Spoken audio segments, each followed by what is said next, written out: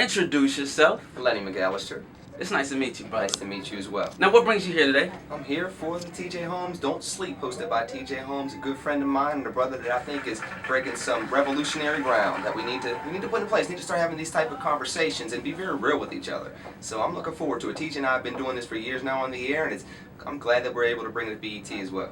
Okay, so for people that out there that are watching on YouTube and they really aren't familiar with your background, kind of give us a brief synopsis of your history and how you got here today. Well, I'm a community activist. I'm that black Republican that can go speak at tea parties but then go walk the south side of Chicago. I'm the guy that can fight for black people when it comes to voter ID laws, but also fight for conservative values. I'm somebody that fights for our kids but as well fights for families. So I'm a pretty atypical in regards to how the stereotype is when it comes to the Republican Party and how we as black Republicans are portrayed. But I'm somebody that cares about our community, that fights for our community. Now, I've met 3 or 4 Republicans this week because this is a balanced show from what it looks like. Yes. And did you get a chance to catch any of the presidential debate? I did. And I wanted to know your take on both sides.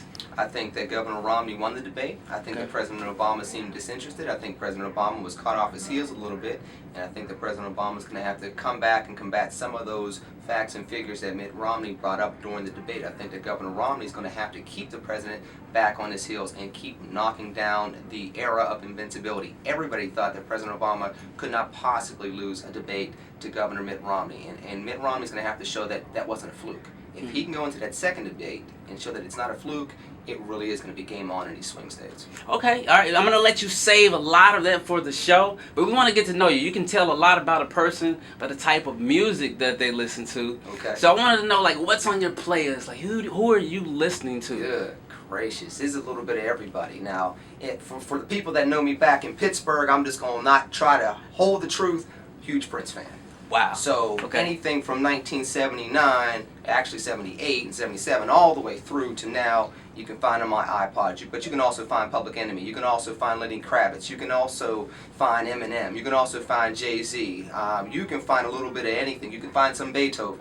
Wow. But it all depends on the mood. I go a little bit of back and forth. All depends. So. Most people don't know that Prince is actually one of the greatest guitarists ever. Did you see the solo on YouTube? The Rock and Roll Hall of Fame solo. I had that on my iPod. Isn't that unbelievable? Well, I'm not surprised. You might be surprised, but again, as somebody who's been following, being a Prince fan, listening to the music for over 30 years, I'm not surprised.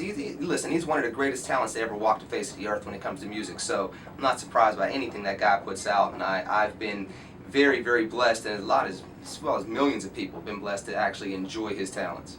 Thanks for talking to me, man. Appreciate it, man. God bless. All right.